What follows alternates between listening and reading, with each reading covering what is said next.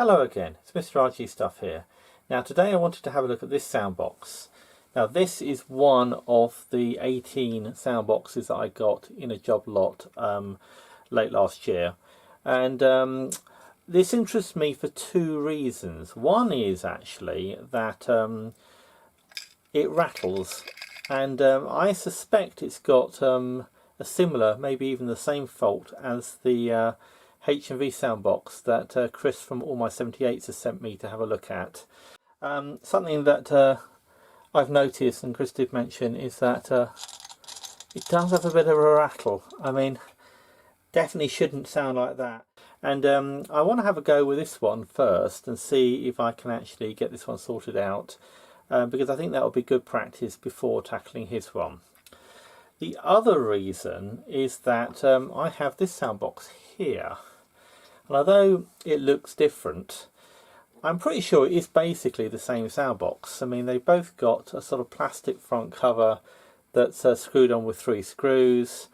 They've got very similar sort of arrangements with the needle bar and the pivots, and on the back they both got cast metal backs which say made in England. So I'm reasonably sure that these came out the same factory. Certainly they're the same design. What is slightly odd is that the needle screw on this one, which is bent, so I'm either going to have to fix it or replace it. The thread on this one, just get it out. The thread on this one is actually different from the thread on this one here. Now this has a replacement needle screw. I put that in, but it's a much thicker thread. So it's possible that the needle screw was actually lost from this blue one, and it was re-tapped out to a different size, and then whatever was put into it was then lost as well. So the screws are certainly not interchangeable, they're different thread sizes. It's also possible, of course, that it came out the factory like that. Okay, so I'm going to put these bits to one side and then just try taking the screws out of this one and see what we've actually got.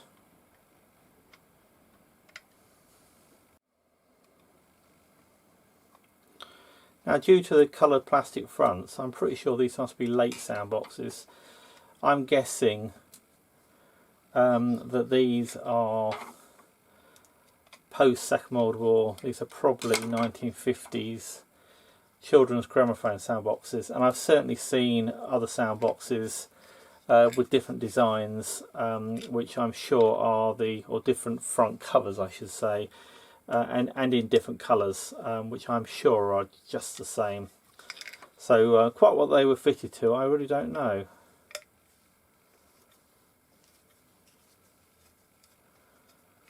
Not sure I've actually seen a picture of one fitted to anything. Anyway, those little screws are out. Let's have a little look. And they're self-tapping. I mean, I thought they'd be like proper little machine screws, but they're not. They're just little self-tapping screws. So the question is, can we get this off? I had sort of assumed that it would just come off fairly easily.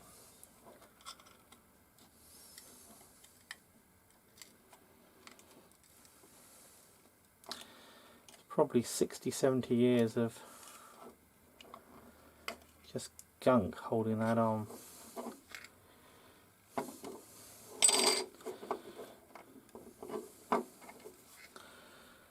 Even though it's a bit damaged, this plastic part, I don't want to damage it anymore, and I certainly don't want to lose whatever it is that's rattling around. I also don't want to damage the diaphragm inside. Right, what have we got?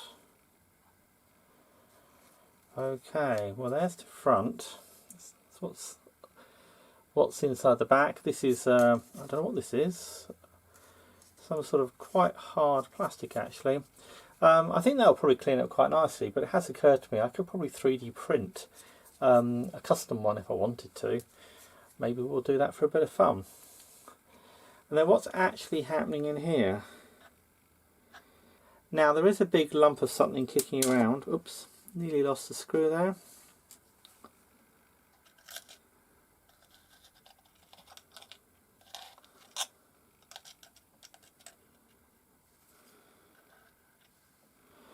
I'm not sure actually. It's the same colour as the gaskets, so I'm guessing it's part of the gasket material.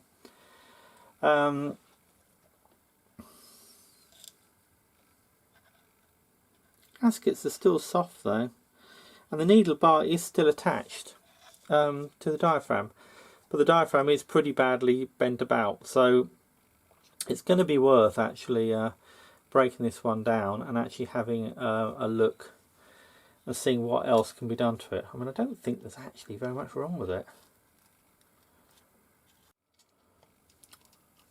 If you haven't seen the video where I buy all of these, then you'll be pleased to know that I paid next to nothing for each individual soundbox. I mean, obviously, as there were quite so many, it did come out to a sum of money, but yeah, well, I haven't quite got that all the way out, but certainly that diaphragm needs to be removed.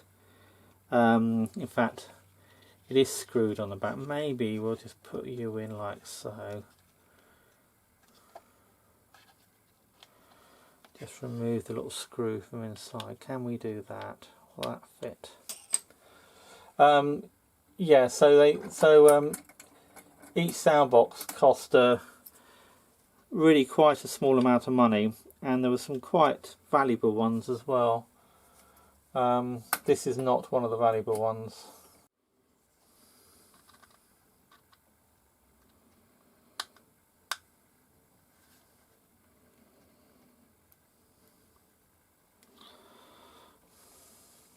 Right.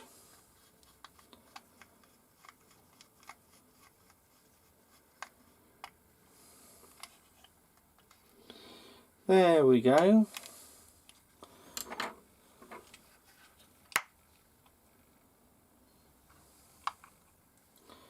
Screws in there still somewhere. Right, there we are. Right, diaphragm's out.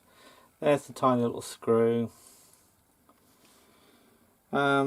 Yeah, so it's some sort of cast metal back that's marked made in England, and it's just been spray painted by the looks of it. And nobody's cared too much about spray painting the inside because, well, it's on the inside and you'll never see it. Yeah. Certainly sort that diaphragm out. Yes, it's a mystery what that piece of material is. I mean, it may have come in actually. Somebody may have put it in through the slots, I suppose. But certainly, I think that will all clean up quite nicely. I need to straighten out that diaphragm. Certainly, I'll have to have a think about how best to do that. But it's quite a simple aluminium diaphragm. That shouldn't be too much trouble. Okay. Well, that's probably going to be it for just now. Obviously, I will sort it all out properly, probably in another video now, and put it back together again and give it a test play. Okay, well, thanks for watching, and if you've liked this video, please give it a like, and if you haven't subscribed already, I'd be very grateful if you do. And bye for now, and I'll see you in the next video. Thank you.